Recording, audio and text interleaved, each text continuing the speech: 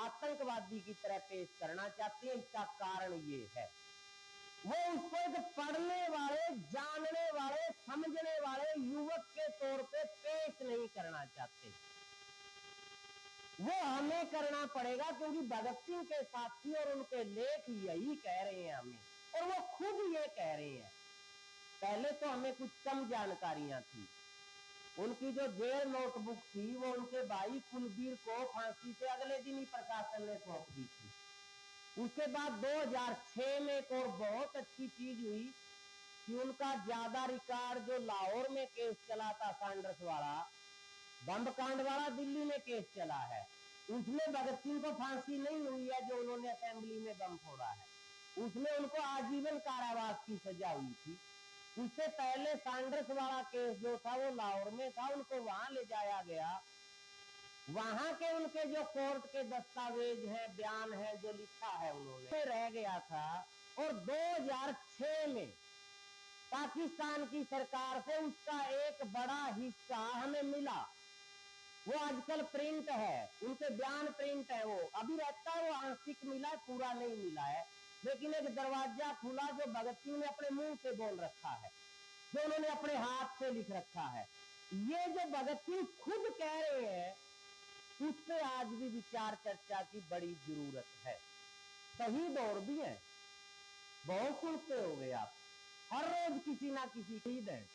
उनका एक लंबा चौड़ा प्रचार है, उनको किताबों में लिखा गया है, उनको अखबारों में लिखा जाता है, पर भगत सिंह के लिए नहीं लिखा जाता। भगत सिंह को किताबों में नहीं पढ़ाया जाता। डरते हैं ये कि आज के बच्चे भगत सिंह ना बन जाए, उनके विचारों को ना ले ले। ये जनता का शहीद है, जिसको आज तक की सरकारों ने छुपा के रखा। उसके बावजूद आप जैसे लोगों ने, उसके बावजूद बादड़ा जैसे लोगों ने उनको शहीदी का नहीं, शहीद आजम का दर्जा दे रखा और सिर पे बिठा के रखा है, और उस कार्रवाई को आगे लेके जा रहे हैं। और ये बात हो रही थी मास्टर जी से भी और सरपंच साहब से भी अभी मेरी, कि स्कूल के हालात कहां से कैसे बदले हैं, और यहाँ पे 125 से ऊपर बच्चे हैं, टीचर है नहीं। पंचायत ने कोशिश की है, आप इसके नुकसान जानते हो। और नई शिक्षा नीति आ रही है, वो तो ये कह रही है कि ये स्कूल हमने बेचने हैं, रखने ही नहीं है। एक द्वारका दास लाइब्रेरी, एक द्वारका दास लाइब्रेरी क्रांतिकारियों की फौज खड़ी कर सकती है, जो ये कहते हैं कि मैं वो पागल हूं जो जेल में भी आजाद है। तो अगर इस गांव के स्कूल और लाइब्रेरी स्थापित हो जाएं, तो फिर कितने भगत सिंह निकल सकते हैं। इस बात से डरता है लुटेरा सिस्टम, इस बात से डरते हैं लूटने वाले। तब नहीं डरते थे, अब भी डरते हैं। ज्यादा कुछ नहीं बदला, बदला है बिल्कुल ऐसा नहीं कहते, पर ज्यादा कुछ नहीं बदला है। ये चीज हमें समझनी पड़ेगी। आप इसको इस रूप में भी समझ सकते हो कि हमारे देश के रिकॉर्ड में अंग्रेजों ने भगत सिंह को आतंकवादी घोषित किया था, वो आज भी स्टैंड कर रहा है, बदला नहीं गया। आजाद भारत में कितने साल हो गए आजाद हुए, क्यों नहीं बदला गया? क्यों उनको शहीद का दर्जा लोगों ने दे दिया? वो सिर चढ़ के बोल रहा है, किसी की हिम्मत नहीं है उसको शहीद आजम ना कहे, पर सरकारों ने रिकॉर्ड नहीं बदला अभी तक। पाकिस्तान में केस जरूर चल रहा है, भगत सिंह को शहीदी का दर्जा दिलवाने के लिए कोर्ट में लड़ना पड़ रहा है जनता को, सरकार ने उसने भी नहीं दिया, और अपने आज तक वो केस भी नहीं है। हाँ, लोगों ने जरूर उनको शहीदी का दर्जा दिया है। अब तो बात आगे बढ़ गई है नई शिक्षा नीति में। पहले तो भगत सिंह को नहीं पढ़ाते थे ना ये, अब तो इन्होंने कबीर को, नानक को, रविदास को, मीरा को, बुल्ले शाह को, पाक को, पूरे आपके आजादी के आंदोलन को निकाल दिया। डर है कोई भगत सिंह की लाइन पे ना चल पड़े, कोई भगत सिंह को ना पढ़ ले, कोई भगत सिंह के विचारों को ना जान ले। ये तो बादड़ा के लोगों की, यहाँ के स्कूल स्टाफ की, पंचायत की, आप लोगों की हिम्मत है कि जिस विचार को वो दफन करना चाहते हैं, आपने उनको स्कूल की रखवाली बिठा रखा है, यहाँ पे उनका स्टैच्यू लगा के आप उस पर विचार चर्चा कर रहे हो। तो ऐसा ना हो कल आपको भी देशद्रोही या आतंकवादी घोषित कर दिया जाए, ठीक भगत सिंह की तरह। वो आतंकवादी नहीं थे, ये हम जब उनको जानेंगे, उस चीज को जानेंगे जो छुपा रखी है। वो ठीक कह रहे थे शेखुपुरिया जी, तब उन्होंने बहुत अंग्रेजों को मारा, क्या कितनों को मारा था पता नहीं, उन्होंने किसी अंग्रेज को नहीं मारा। एक सैंडर्स को उन्होंने जरूर मारा था, उसके परिवार की खैर खबर उसके दोस्त लिखते हैं किताबों में। वो हर रोज जैसी लेते थे, उसके बच्चे क्या कर रहे हैं, उसकी पत्नी को क्या तकलीफ है। उन्होंने सैंडर्स को नहीं मारा था।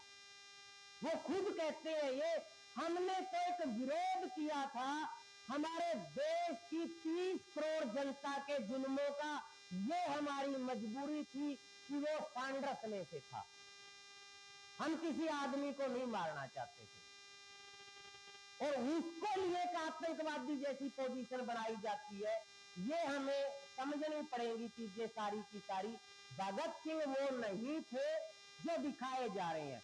भगत सिंह वो ये जो हैट लगी है इस वाले भगत सिंह भी नहीं थे। हमें ये बिगाड़ना करते हैं, अपनों से दूर करते हैं, ये तो मजबूरी नहीं इनकी। कांग्रेस के उसमें ये मोस्ट वांटेड थे, पुलिस इनके पीछे पड़ी थी, लुक छिप के रहना होता था, और इनकी ड्यूटी लग गई जनवरी के महीने में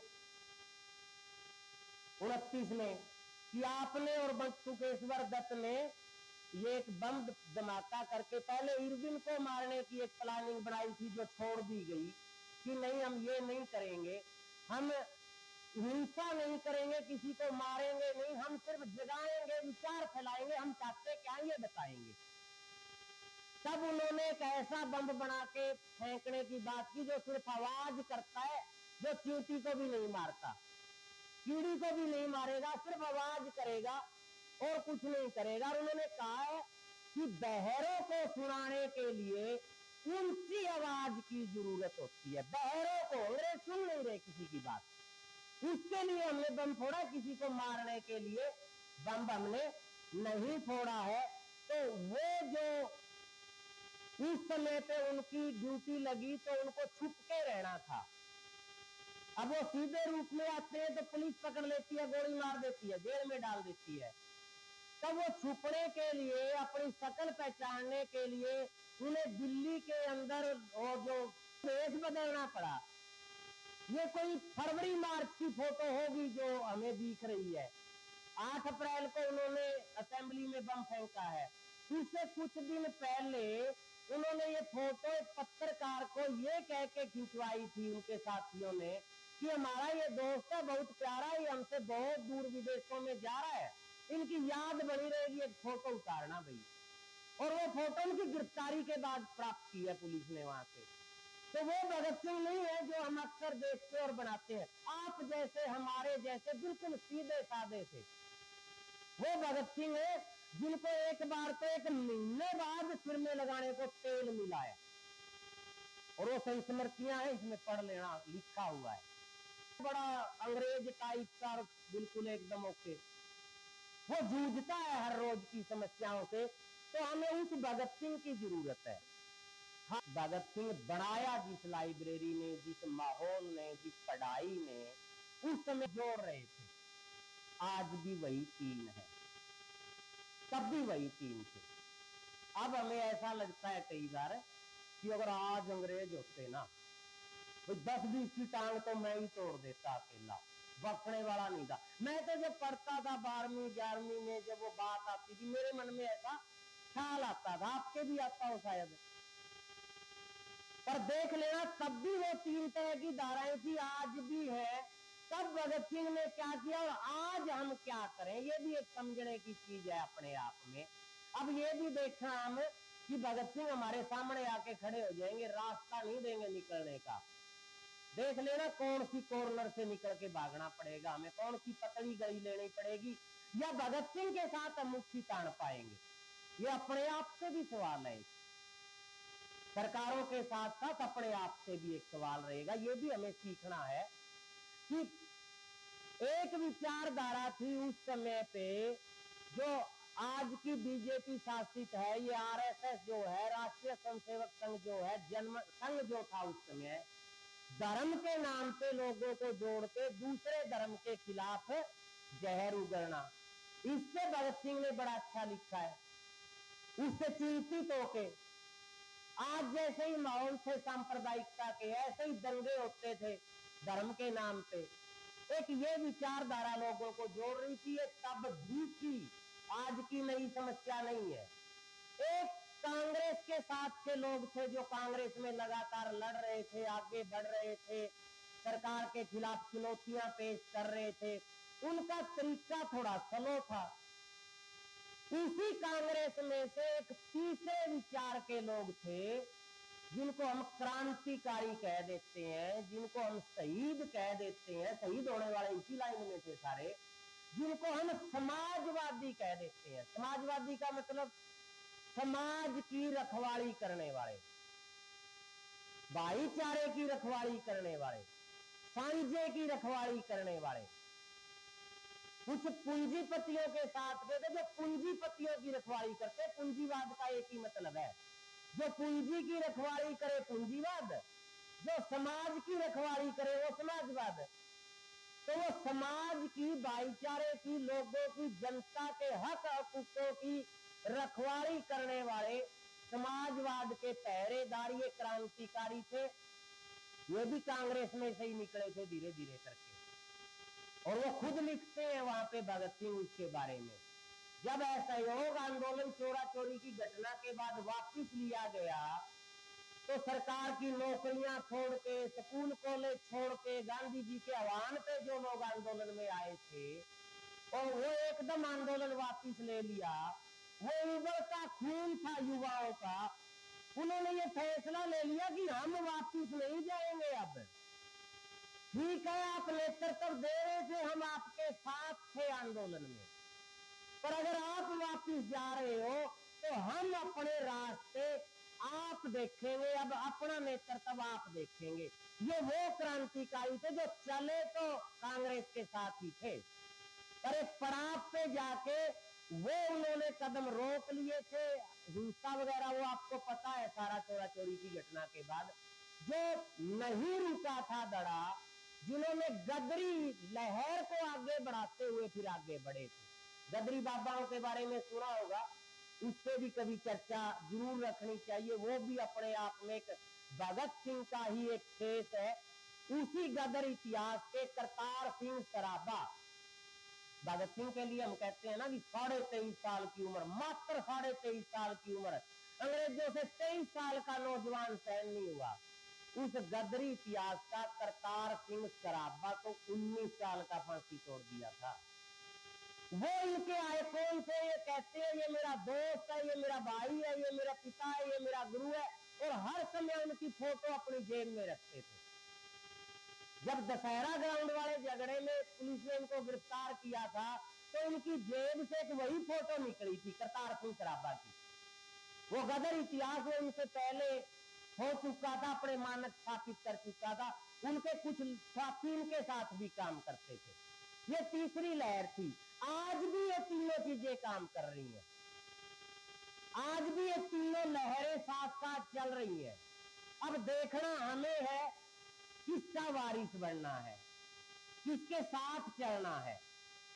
धर्म और जाति की राजनीति के साथ चलना है, कि सुधारवादी के साथ चलना है, कि समाज की रखवाली करने वाले किसान आंदोलन जैसे मूवमेंटों के साथ, रोज धरना प्रदर्शन इसको बदलने के लिए करने वाले लोगों के साथ, क्रांतिकारियों के साथ चलना है।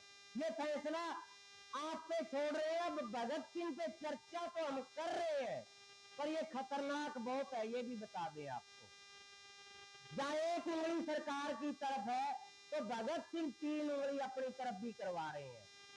अपने से भी सवाल है, ये तीनों धाराओं में से चुन लो, क्या चुनना है आपको, ले लो कौन सी डायरेक्शन हम लेना चाहते हैं, इसमें से वो ली जा सकती है। और इस चीजों को आगे अगर हम थोड़ा सा देखें, चाहते क्या थे वो, कोई ये ऐसा नहीं है कि वो समझ ना आए, हम नहीं चाहते थे। भगत सिंह एक जगह लिखते हैं कि किसान मजदूरों को ये बात समझानी कोई रॉकेट साइंस नहीं है, कोई बहुत मुश्किल नहीं है कि पैदा करने वाले चीज पे मजदूर किसान का 100% हक है। जो पैदा करता है उसका उस चीज पे 100% हक है, बाकी किसी का